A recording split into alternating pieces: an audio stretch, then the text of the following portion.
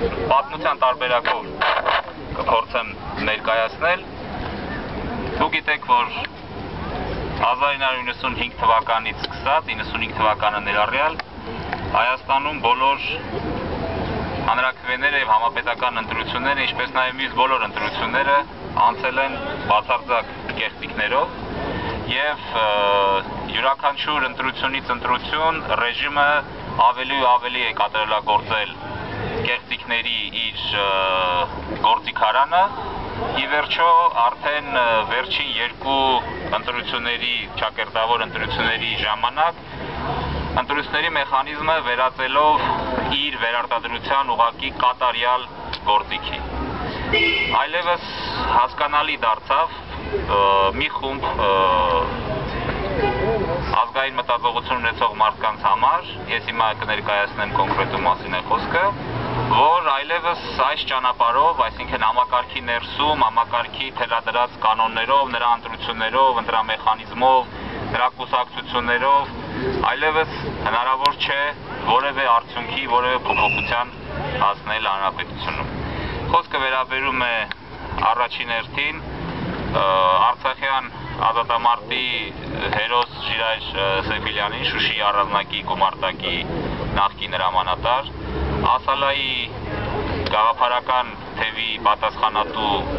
Ալեն Կենիկոմշյանին, Մոնթե Մելքոնյանի մտերիմ ընկեր եւ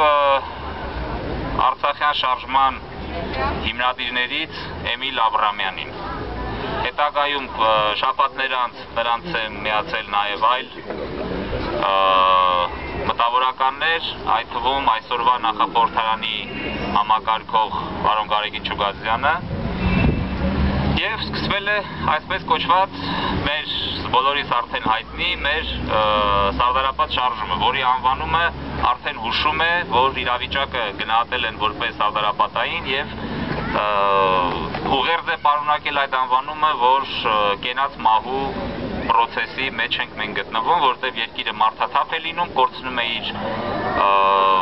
մարդկային, տնտեսական, բնական բոլոր ռեսուրսները, ուստի մոտ ենք այն սահմանին, որից այն կողմ այլևս մեր տարածաշրջանում հնարավոր չի լինի պետականություն ունենալ եւ ապահովել անգամ մեր ֆիզիկական գոյությունը։ Այդ ժամանակ սկսեց մշակվել նաև տարբերությունը այն էր առաջին ուրեմն առաջարկած, որ պրոցեսը, պայքարը ժողովրդի պետք է տանել գործող համակարգից դուրս, ստեղծել համակարգից դուրս ժողովրդի կամքը ներկայացնող մարմիններ, առաջին հերթին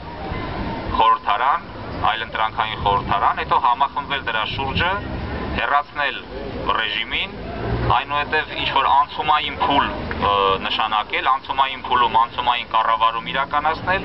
անցումային կառավարման ընթացքում մաքրել երկիրը ներքին տականքից, ապա գաղութացնել, որովհետև երկիրը հասկանում ենք, որ գաղութացված է եւ արտաքին կառավարման ներքո է գտնվում,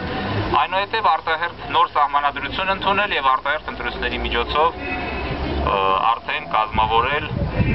պետական կառավարման մարմիններ եւ ընտրել անպատասխան պաշտոնատար անձանց։